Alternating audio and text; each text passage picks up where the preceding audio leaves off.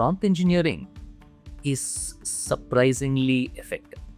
We are strangely intrigued to learn that if your spelling is wrong, the quality of the answer worsens. Why would that be?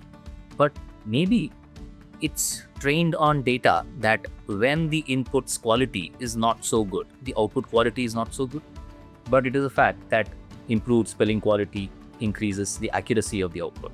When you ask it to take on a personality, you are an expert in chemistry. It tends to give better answers when it comes to understanding chemical molecules. When you ask it to think step by step, it reasons it out, and that has improved the quality of the output.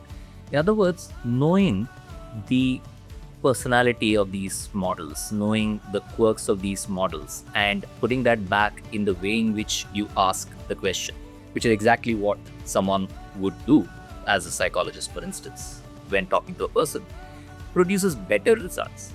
Having said that, we're also finding that many of these techniques that we are learning need to be adapted rapidly. For example, think step by step was a standard instruction that used to be given to most models to improve their quality. It's not required anymore because many of the newer models that are coming in are reasoning models. They have incorporated this as part of their natural behavior. So this technique that we have learned is redundant, and over time, many of the things that we discover will become less important. Newer things will become more important. The crux of it is to have enough interaction with models so that you understand how they work and know how to get the most out of them.